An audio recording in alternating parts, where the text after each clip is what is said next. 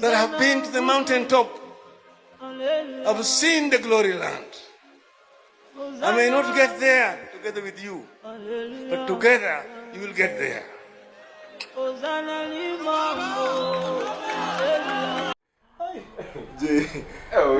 Inabidi niulize bwana, hicha hiyo kunywa ni ya pesa ngapi? Akona shares hivi. Hausikii the first time tunaanzisha podcast na chai. Watu wengine wana imagine ukienda kuulizia chai unaambiwa chai imeisha. Sasa hivi jioni alafu jana nalitoa chai 6:30 na ni chai bigi. chai bigi. Wewe unataka kuita kibia sasa. Kimzinga. Tumita chai bigi ama chai tu. But napenda vile unakula healthy. Yo oza inakuwaje majamaa? Tumerudi mazee. Shida tu ni tumerudi late bana. Tumerudi late. Baba mazee washamweka hadi 6 feet chini bana. Ilifaa tukuje mapema tuachane. Baba washampea elder of the golden heart. Mazee jo. Mazee historia ya baba naye tulipata baisa. Kwa sababu hata singeweza kuface camera juu bado nilikuwa naomboleza mbaya sana. Najua baba amekuwa mtu wangu tangu kitambo. Sijui kuvotia mtu mwingine. Actually sijui kuvotia mtu mwingine. Tangu nianze kuvotia mtu mwingine. Sijawahi. Usikie mimi hadi nimeshindwa kukula. Hata tunaona appetite inarudi leo. Na chai kubwa. But hiyo ilikuwa I think ni the worst loss tumekuwa nayo ikikuja kwa era yetu, tuseme kwa era yetu. Kuna wale wali lose Kenyatta, wale wali lose Oginga Odinga, Tomboya, ase wengi Wamali wa kijana. Kwa sasa sisi msetokuwa tunatambua ni Rao. Na historia ya Rao, wase wameonyesha love sana hiyo time amededi. Nyinyi mnaona hii love ni real ama ni ile pretense ya kawaida? Unajua any day msaya kufa hujaisikia kitu mbaya about them, ndio? Inakuaga tu masifa. Okay, hivi tunaweza sema ni ati ama bazenga ama politician. Sawa Raila, Ruto, politicians tu wabigi wote. Hadi hata unaweza pata Gachagua kina Kalonzo nani wote. Unapatanga wanapashana kwa kamera ile ameenda rally fulani. Anatusi Raila afika jioni wanapigana simu. Mazee hapo kwa kusema fiti. Naona ile kama boys wamepatana. Mtane Serena. Wakipatana ile baadaye. But ni maboys. Ni maboys. At the end of the day ni politics tu. Ni venye wewe mwenyewe utacheza kiwewe, huyo acheze kiwewe. Akishinda ni sawa, akilose ni sawa. But ukiangalia tu vizuri, hao watu ni maboys. Ni kama tu kwa pool venye Tony huwa anatuibia. Inatuuma lakini sasa bado tunarudi pamoja. Lakini unajua hiyo inafaa wananchi wajue na si kama raia tujue. We don't disagree, yani ndio ikuweka ama enmity. Disagreement ifai kuleta enmity. We can disagree, tupashane na to agree baadaye. Unapata? Tuambiane tu direct, hii umefanya ujinga, umefanya utoto, but at the end of the day tunajua no fight, no war, no enmity. Tumecorrectiana, kila mtu umemwambia ukweli na umesonga mbele. Mbona unasemanga it's a dirty game? Ile ndio. Lakini ile ukitaka kujoin politics boys wetu hapa, wewe kuwa ready maza, watatoa siri zako. Unaona mpaka ule mama mboga mwenye ulikutana naye itatoa kwanza sikia mwisho unaitwa na mama mboga. Ndio sikia mwisho akasema mimi nasikia huko kwa kulanga mboga free ajaini. Unajua kuna mama mboga na kuna msichana mboga. Sasa huyu si msichana mboga, huyu ni mama mboga. Mama fu umekuwa kama nini? Sawa sawa. DJ. Ilikuwa taje DJ atakusu. Hakuna DJ Niza hapo hivyo. Wake kichwa wakati fulani hapo. Tukitoka kwa politicians pia uangalie Kenyans as a community venye after passing ya baba ilikuwa. Kulikuwa na unity fulani ni fresh. Watu kutoka kwa tribal lines. Unapata let's Kale pia na ana feel bad about that thing. Like haiko inajalisha tribe. Kenya yote Watu walikuwa unified. Watu kiingia let's say kama niingia X niko na mass following ya watu wenye wanafuatana towns tofauti. Kama Nairobi watu wanaenda Kasarani, wapi. Bro, watu walikuwa LD for the first time watu walidemonstrate bila kupigwa na rungu. Hata nilishtuka kuona Kirinyaga pia walikuwa mpaka na sound system wanazunguka. Ule jamaa ni goat. He was a chief. Alafu unaona sijui mimi I can't imagine politics bila Raila. Hata mimi najaribu kuangalia hivi. Ni kama ni nani alisema kwa hiyo, kuna mtu mmoja aliongea hivi, sijui kama ilikuwa Simba ama nani. Alisema wale wasi walikuwa wamezoea ni nani alisema mbaki yatima ameachwa yatima. Jamaa sijui wa Coast ama nini. Ule governor ama nani? Abdul akisema ameachwa yatima, wase wa opposition ama wase wa Raila wameachwa mayatima, but hawa wengine pia tuseme kama rende ya UDA na nini ya gava sasa pia bado ni mayatima juu kuna wale wase walikuwa wamezoea kuattack Raila kwanza. Unaona Gachagua ndio wapige siasa, alikuwa anaanza na nani? Huyo mzee. Unaona?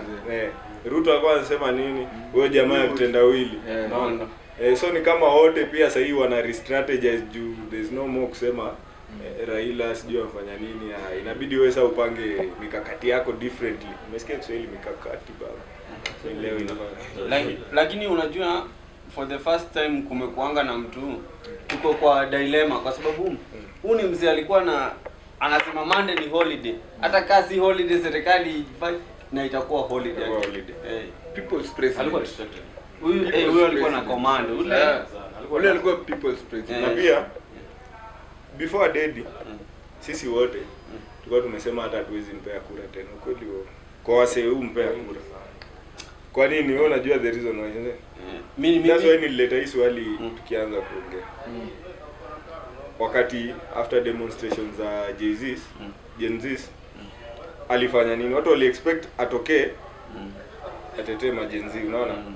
So yeye alikuja akasema akaongea na gava kwanza, waka-agree, akapea gava wase wake, wakaenda kwa CS na nini. Unaona? But Gen Z walikuwa wamededi, hakusimama hivyo na Gen Z. So wase wakasema alienda kutetea tumbo yake, si ndio? Na marafiki zake. Of which mimi kwangu hiyo pia ilikuwa ni ukweli. Mimi ni fan wake mbaya sana, but hiyo ilikuwa ni ukweli. For the first time yeye ndo anakuwa msee wa maandamano, but wakati maandamano ilitokea yeye alikuwa amepromisiwa, unajua alikuwa mambo yake alikuwa amepromisiwa huko ya AU. So ali betray vijana for AU, alafu AU na ikabackfire. That's why hata sister yake alikuja akasema baba amekufa akijua majenzi hawampendi. But I don't think hiyo ndo case. Tunampenda. Mimi bado nilikuwa nampenda na hata wakati alikuwa bado nampenda. Tunamtambua. But alimake one decision yenye haiku ni nice. Lakini unaona nini? Hiyo ndo watu wanasemanga like unaweza ishi kufight for something good. Alafu ile siku tu ya mwisho unapatikana kwa kitu tu kana kwambia hivi na unapatikana tu kwa mess moja tu mbaya na inaharibu jina. Inaharibu jina. Niliona ule msee alikisema ati ukiishi kudishi ndaisema aje na tugeheshima na heshima nini madem sema tu jina na heshima ufate ukikuwa unadishi madem wengi alafu siku moja upatikane umedishi mbuzi yeye ndio imekuchomea kila kitu. Kwa nini tumbuzi? Lakini sasa mbona kila kitu ni mbuzi? Wale tumbuzi. Hawata waikumbuka ulidishi madem. Watakumbuka watakuita Unasema kitu ile mbuzi. Sasa hiyo kitu ya mwisho hiyo ndo like hata hiyo ndo picture itabaki. Kama leo mgeni ikatoika kuja kwenyu mkule mkalisha nyama alafu uko mwisho sasa makabeji zianze kuja. Kaenda kusema kwa tumeishi kula cabbage huko baada. But makes sense. Hivyo ndo dunia iko. But kila mtu, I don't think kuna mtu anaga error. Si wote make mistakes. So hiyo ni wakianza kumention achievements za Raila na downfall zake. Downfall hii I think was the biggest downfall yenye mimi najua. Alafu unajua siwezi mblame mimi kwa sababu at his age alikuwa already ashaanza kulose ile conscious ya unajua ile soberness mwanaume anakuwa nayo after ile ugonjwa nini. So nilikuwa nakaa chini hivi naona hao majamaa wenye waliingia kwa gavana wa CS niko 100% sure ndo walikuwa na call the shots. Lakini unaona after 2022 mimi kitu naweza sema after 2020 hiyo election ya 2022 wenye Ruto alishinda baba naye ni kama aliona gidhaa nayo Imefika. ya si ati Imeisha. imefika, as in time yake hiyo kurun tena presidency imeisha. Juu hata most of the time ameishi kusema we will field a candidate as ODM, but hakuwa isema yeye. Around hii unaona after 2022 hivi ndo ukoona sasa akafika pale Ruto akamsuggestia ni aje enda hiyo run for hiyo AU presidency. So after hapo hivyo watu hakuwa na call the shots tena. So unaona watu kwa party sasa, mapati leader wadogo hao sasa ndio walikuwa wameanza kufanya mambo yao kwa Gova sasa. Walikuwa washaanza kufanya mambo yao sasa. So si kina Sifuna, kina Babu Wino. That's why pia tunajua Sifuna all that time amekuwa against nini broad based. Unaona saa hii ukiona hata pale kwa ile ODM haiko saa hii kuna venye division fulani wanajaribu kukataa wanakataa tu but iko na at the end of the day wasipo handle vizuri 2027 pia inaweza wakost but kwa hiyo nini yote mazee usikii Sifuna ndio hero wangu. Mimi napenda ku stand with the truth. Kuna wase wengi sana I think ni mdomo ndo anaweka pale juu ya pesa. Unajua wase normally wase hata wako politics utafuta dosi kutusaidia. Wase wengi si ni kuna mfuko zao. Isipokuwa tu. So wase walikuwa wanakuja pale, huyu anasema baba aliongea na mimi sijui dakika ya mwisho akaniambia hii. Huyu anakuja baba aliongea na mimi dakika ya mwisho. Nilikuwa najiuliza aliongea na watu wangapi dakika ya mwisho. But in real sense ukiangalia kwa ile video yenye iko nini meeting fulani walikuwa nayo DM ya mwisho. Yeye alisema nini? Alisema party ndo wanataka ibaki united. Hiyo ndio kitu ya kwanza aliwaambia. Wasi break party, ibaki united. Kitu ya pili akawauliza ni nani alisema hatutakuwa na candidate come 2027. Who told you? Ndio kitu yenye Sifuna alirudia kwa ile. Unajua naye ogopangi yeye upasha tu majamaa wanataka. Who told you? Inamaanisha ODM itafield candidates. Lakini sasa jamaa walikuwa wanakuja wanasema baba alisema ametuweka kwa broad based government, hapo ndo tutabaki. Kubaki hapo ni sawa. Si walishaingia sasa hivi wako broad based. Iko sawa, lakini kama 2027 hawezi ambiwa wase tena ati hapa ndo tunabaki. Hiyo decision ya watu. Na Sifuna akawaambia kitu kingine ya maana sana yenye sijaisikia mapolitician wengi wakisema for a very long time. Tufanye nini si kama ODM? Turudi ground. Tunapiga kelele mingi sana. Turudi ground. Tusikie wananchi naye wanataka nini. Sisi tunaweza piga kelele tuseme leo tunataka Alano kama chair wa ODM. Yeye ndo anavai. Kumbe wananchi hawataki Alano. Wanataka Tony. Unaona? Saisi Oburu ndo amesimamia kache ya manwa ODM, si ndio? Acting. So an assumption tu haimaanishi sasa juu ndo chair sasa waseme yeye ndo anasimama presidency ama waseme ni Joho ama nani. Hapana, uarudi kwa ground. Wananchi wanasema madelegate wasikize wasee. Lakini kwa nani wanataka wakiona mtu mwenye ako na force sana wachukue jamaa weke pale.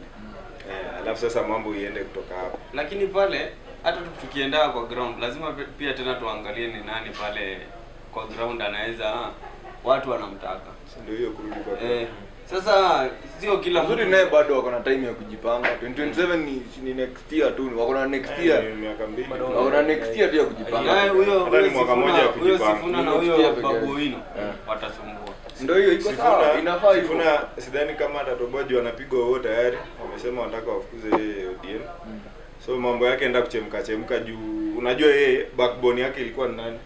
Ni Raila. Sasa venye baba ameenda mambo yake enda kuchemka juu. Watu wengi wanataka kubaki. But siasa nayo anaweza toboa. Siasa nayo ni tricky. Unaona ikifika 2026 next year tu ndio tunaenda kujua true colors ya 2027. Hapo sasa kuna wenye watajichuja waende opposition, kuna wenye watabaki hapo, kuna wenye watatoka hapo waende UDA. Mambo ni mingi. Nani Simbarati ashaambia Ruto akuje ODM wampe. Wameshaanza masiasa. Ninamwambia wameshaanza makelele.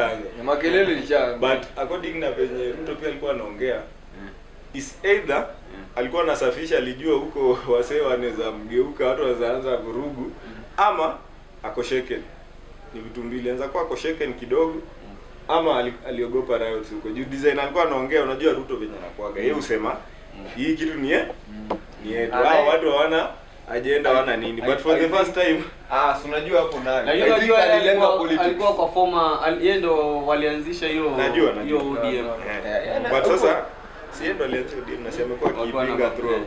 But for the first time amekuwa kisha watu wa kung'oa reli. Sikusikia Ruto na nini. Watu wa kung'oa reli. Kiburi baba. For the first time. Hapo baba naye angeka kiburi. Pale kwa nini?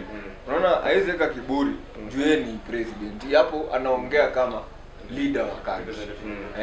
Na place kama hapo hivyo si place strategic ya kuweka. Yeye kwanza angeongea siasa ingekuwa mashuksha. Mashuksha. Juu sasa unajua mtu kama the whole world is watching. Kila mtu anaona. Huyu ni president anaongea. So hapo ni masaa ya kusafisha. So ndo after hapo sasa wakienda rally nyingine wapi huko sijui wapi huko. Sasa anaweza ongea kitu anataka. Juu kuna point hadi yeye mwenyewe alirudia hiyo aspect ya ODM pia inaweza form serikali ama ikuwe within serikali venye wale majamaa wengine walisema. Hapo ndo I think nikajua hawa jamaa wamenuliwa. Alirudia the same. Kina Bandi inaweza ODM inaweza form serikali ama inaweza kuwa part of serikali. But being that anaongea hivyo, mimi according na venye naelewa Ruto, niko sure ako na plan. Lazima anachukua ODM. Ule ni master plan. Anachukua ODM. Akina Babu watatry but ule ni master plan. Ni kama anachukua ODM. Mtu intelligence. Lakini mimi natamani kuona after sawa hii nini kifanyika, hii inaitwa nini? Hii after 2027. Tuseme mtu kama Ruto ashinde, arudi kwa gava. 2032 mimi naweza furahia sana kuna president tapata. Unajua kwa nini? Hiyo unajua kulikuwa kitambo hata tuseme saa hii kulikuwa Unye ako wapi Central, Rao Nyanza, Ruto Rift Valley, nani tena huko hivyo. Sasa wenye saa hii unaona kwanza saa hii Murima imesambaratika. Haya.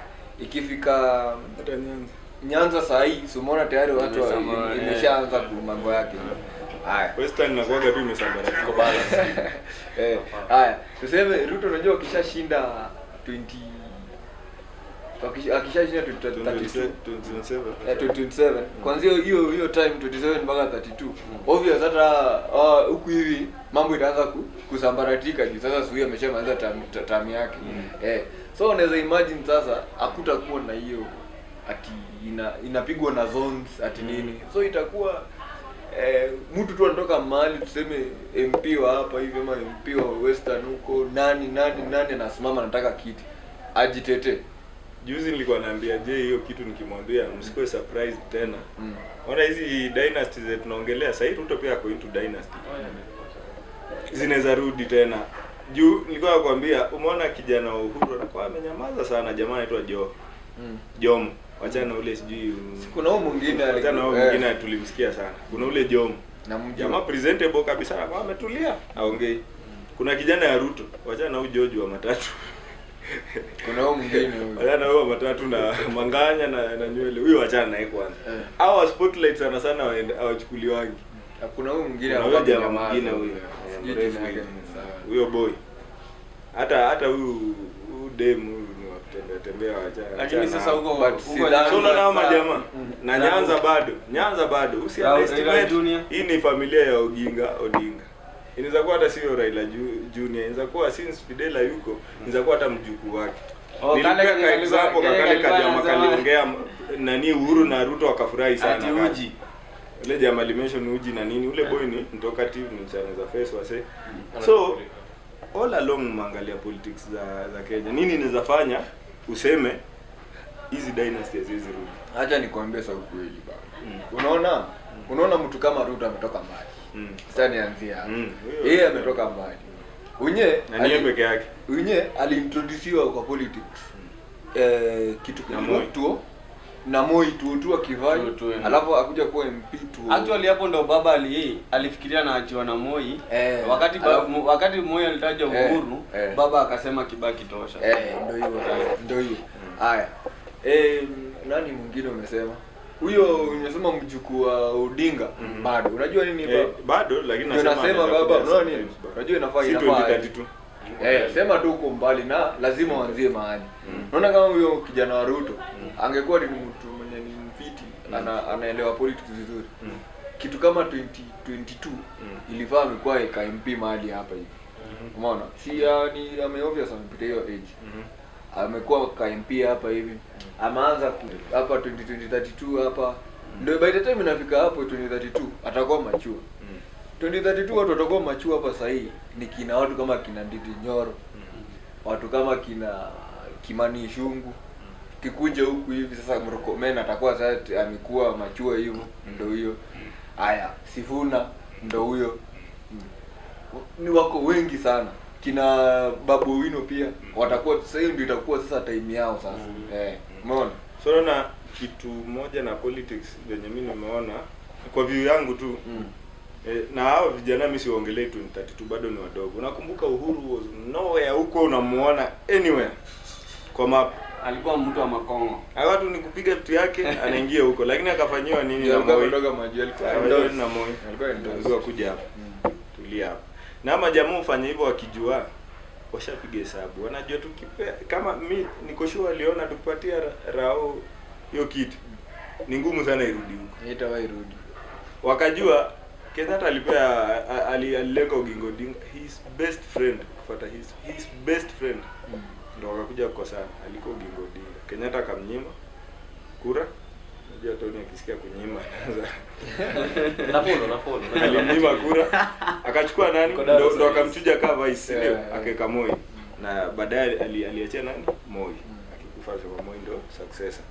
Unaona? Na Moi akachukulia hapo. Moi alifanya nini? Hakutafuta mtu mwingine wa area nyingine. Oginga Odinga bado alikuwa na Moi alimpiga vita vibaya sana, haikuwa rahisi. Though aka amend kidogo mpaka time ya Oginga kudedi. Oginga kudedi afadhali kitu Ruto amesema. Amefanya. That's why watu wamefurahia hii ni ya Ruto juu. Moi alinyima Oginga Odinga state funeral. Alikataa, aliwaambia na wapende ndege moja. But Ruto amfanya nini? The unexpected. So unaona Moi akajua hapa hii nini tukipeana huku kwa Oginga ama mtu yote huku chini ni ngumu irudi. So the best way mimi nilisaidiwa na umse, si ndio? Acha nirudishe mkono. Na akafanya nini? Akamenta Uhuru, na ukweli Uhuru akakuja akaichukua after Kibaki. Kibaki ilikuwa different story. Kibaki ni kama Ruto. Wale jamaa wametoka from nowhere Toka na akapata. But alikuwa Mimi Obago alikuwa amekuwa tangu kitambo. Amekaa huko but hakuwa mtu akuwa president. Hiyo ndio namaanisha. Kwani Ruto hajakuwa? Ruto has been there sijui tangu lini. Mpaka akiwa kijana. Ruto amekaa hapo. But sasa unaona after hiyo change kufanyika, Ruto alikuja kufanya nini? Akashika Uhuru, wakaenda wote pamoja na Uhuru akapita, si ndio? Uhuru kumaliza, mimi nashuku Uhuru alifanya hivi juu ni best ya Raila na alifeel guilt. Na ulisikia watu walikuwa wanasema 2017 nini ilifanyika? Si walisema mbele yao? Kura iliibwa. Walisema bila kuogopa hapo. Ati sasa juu baba amekufa, acha tuseme ukweli. Lakini mimi kwangu mimi feel ni kama Uhuru alifeel nilikosea boys. So acha nimrudishie. But Ruto alikuwa sha gain power na Ruto aliwaambia mwenyewe kwa kamera yeye ni mwanafunzi wa Rao. So alikuwa anajua strategy Rao anaenda kutumia na pia alikuwa anatumia the same. Sasa since yeye ni Yanga anajua venye generation kitu inataka. Hiyo generational gap ndio ilimpea pia advantage. Anajua hawa nikicheza hii mchezo nimewamaliza. Juu wote wanatumia strategy jam. Na hivyo ndo Ruto alishinda. So isikushtue tena kuona Ruto akiona yake inaenda kuisha. Afikirie pia yeye hii kitu haiwezi enda mali itarudi. Mostly ukiangalizi ni apige hesabu yake. Zero rotate. But hizo ni speculations zangu. Politics ni chess. Na hiyo 32 hiyo. 32 ni open field. Open field kwa kila mtu. Hata je unaweza 27 hiyo ishaenda, achana nayo. Ni ngumu tu, si ati itakubalika, yani itakuwa rahisi hivyo pia kwa gava. Ni huyu jamaa tu acheze kazi zake viti, aone hesabu zake ni gani. But nani sasa anazagaza kitu kama tuseme quarter of the votes za Kenya, a quarter of the votes. Wachana na half. Raila alikuwa anachukua half. quarter. Kuna Kalonzo pale bana. Unajua Kalonzo by the way akuna kura mob na ile kura yake bado haijawahi. Haijawahi. Unajua for the first time Kalonzo amesimama wima Kalonzo ndo hajayumba. Hata baba akienda kwa serikali Kalonzo alisema mimi sitaki. Si unajua yeye ndo amebaki pale kama flag bearer. Na ukiangalia hiyo opposition yenye imebaki. Yeye ndo nikaa kusema. Sasa shida ni hiyo support support. Asipokuwa mjanja hiyo support itamtoka. Hana watu wa Mombasa, hana watu wa Western, hana watu. Hakuna hiyo tu peke yake. Hiyo tu. Hapo ndo shida inatokea. But Kalonzo sasa unaona nani? Huyu nani Gachagua. Akiweza tuseme asiweke tamaa. Akampenie Kalonzo. Huyu nani akampenie Matiang'i pia akampenie Kalonzo. Huyu jamaa governor huku natembea akampenie Kalonzo. Akia Mungu naona. Sasa unaona nini? Inaanzia hapo sasa. Kalonzo sasa kwa mjanja, aanze kusanya watu mapema, aanze kuwapanga mapema. But by the time unafika 2026 na wewe unafikiri Ruto atakuwa amewaacha hao watu vijana. Hata unakuja hivi ambie manatembea acha mambo yako. Kelele mingi hiyo acha nayo. Chukua hii yako hivi nyamaza. Na unajua ule anaekelea. Lakini ule anaekelea. Politics ni ngumu. Tukianza kuisema hivi tutaishi hapa mpaka alafu kuna leo mmenipea insights kwa na kuna nini kuna hii mmenipeleka Daro leo bana. Kuna historia ya CGH Hona inaitwa nini Golden chief of Golden chief of the Golden Hearts kutoka hiyo yenye Ruto amepeana juzi hiyo mashujaa. Kuna EGH pia elder of the Golden zinakonga 3 I think. So hii ndio the highest. Hiyo ndio the highest. Na kwa president I think. Amewaward Raila. Give us a award. Is it me bado nauliza is it part of campaign? Juu mimi na feel ameshughulikia na ameshughulikia Raila sana. Sasa si baba ni anatafuta ako campaign nini chini ya maji nani ile. I think pia ali feel guilty. Juu pia kumbuka hao jamaa walianza hii kitu. Huyu jamaa alikuwa anapiga campaign chini ya maji. Hiyo state funeral nini kila kitu hiyo venye ameconduct nini. Alikuwa anapiga campaign chini ya maji. So unajua ameconvince kufanya hivyo mambo inaweza chemka. Unajua obvious ameconvince watu fulani. Sasa unajua statement ni ile moja tu akifika huko. Si mliona baba wetu ni vile nilimlaza jameni.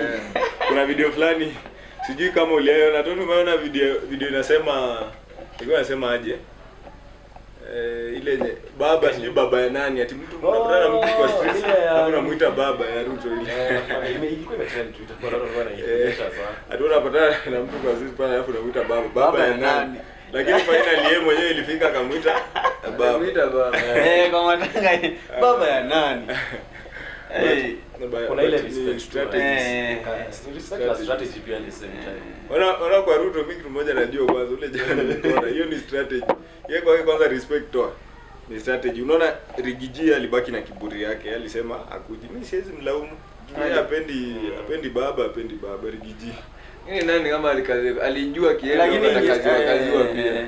Yeye alisema akikuja anajua watu wataanza kumchia alafu focus itarudi kwake. Lakini hata yeye mwenyewe alikuwa anajua hostile kulikuwa na hostility. Hata airport ni kama waliattack gari yake. Venye RGG venye alienda kureceive venye Raila alifika. Nasikia tu waliataka hadi gari yake. Lakini si watu wako na confidence bwana. Walienda hadi ndege. Watu walikuwa wanataka kuona kama confidence na Raila. Usikii ile time yenye Raila aliita watu wakasema lazima wa occupy JKIA. Haikufanikiwa. But sasa vile wamededi imefanikiwa. Hiyo ni chai. Sasa unajua ni shida yangu kunywa chai. Inafika mali ilikuwa ifike. Watu walijibamba bwana. Watu walijibamba. Hata parliament. Hata parliament walifika hivi ndio mpaka viewing ikabadilishwa ikapelekwa sijui ni Nyayo. But sasa kuna story nyingine tena. On this eve ya Raila's death.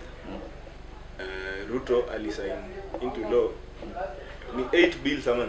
Ilikuwa 8 bills. 8 bills. Mpaka ile ya cyber security. Mpaka cyber security. Hiyo ndo najua tu. Hizi zingine Hizo zingine zilikuwa sawa. Hiyo cyber security ndio iko na issue. Kuna remove smokers. Sasa hiyo ni freedom of nini Swali yangu ni mbona afanye hivyo? Unajua pia Ruto hujiletea shida saa zingine. Hadi president yeye hujiletea shida saa zingine. But nimeona anapigwa pressure I revert. Kuna venye inaua inarevertiwa pia. Anapigwa pressure. Sasa sijui, wacha tuone. Angetulia tu. Unaona, Angetulia tu matanga iishe. Alafu aende kusema. Atairudisha bunge. Si hivyo ndio inakuwa. Atairudisha bunge.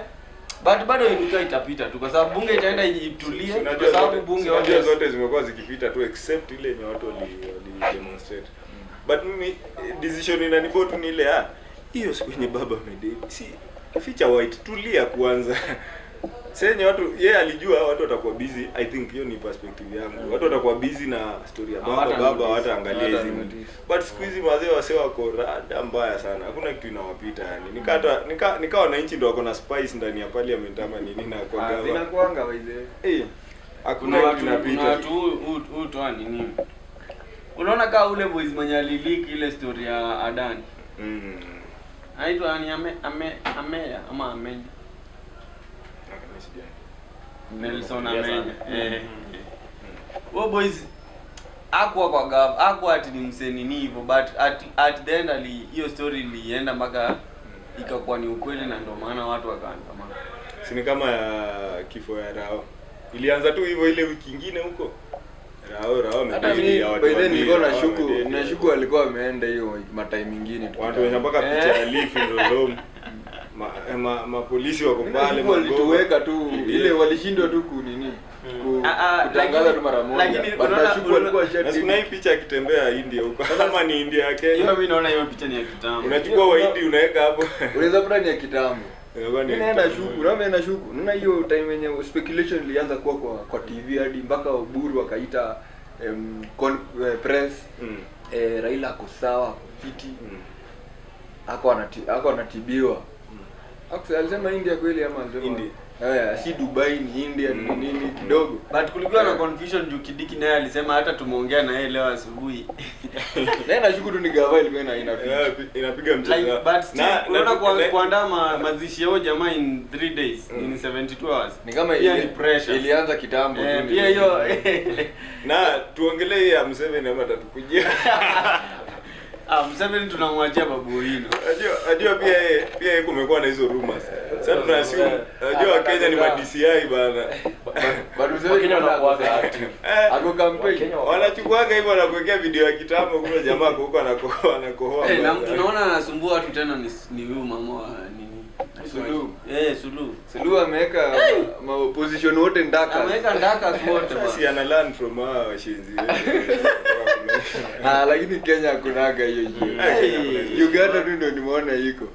Naye unajua naye nini aungejaribu saa hii. Ati mtu kaa Rao sasa waje. Kidogo yule. Wewe unataka kubaya. Sasa ukiweka tu opposition ndani utakuwa unajichomea. Kenya ni unajichomea. Power wanasemanga power ina corrupt nini? Power ina corrupt mind. Any day.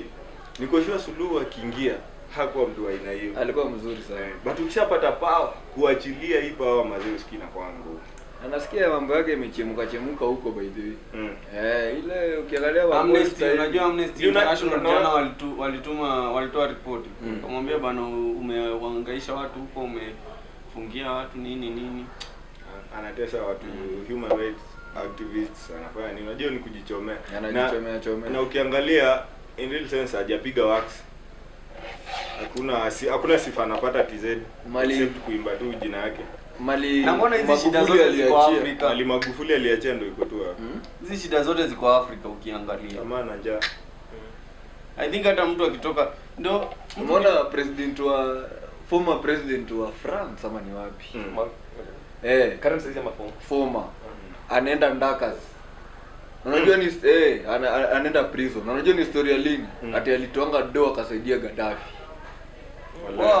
Sasa unaweza imagine historia lini? Hiyo ni historia lini? Kitambo. Sasa hiyo story mazao wameinvestigate mpaka juzi. Ni tu leo ama jana Anaenda prison. Lakini wale unajua wale Wakenya wanaweza kandakas kweli. Sasa Hao tu ni na Waititu walitoka. Waititu si akondakas bado. Mambo ya Waititu ni ngumu. Lakini nashuku tu wako mtaani. Anatembea tu mahali. Ako tu mtaani amepigwa ile house arrest. Kibazega. Haezi toka. Lakini hii Kenya iko funny. Unajua unakumbuka kuna politician fulani alipelekewa good conduct kwa sini nani kwa jela. Huyo wa Western hapa ni ile. Anaitwa nani? Ilikuwa tangu karibu ya election. Alafu akakwenda kwa jela. Alipelekwa good conduct. Haina offenses sasa. Alipeleka lakini hiyo time bado alikuwa rumande Okay. Alikuwa shaenda. Alafu baba rumande.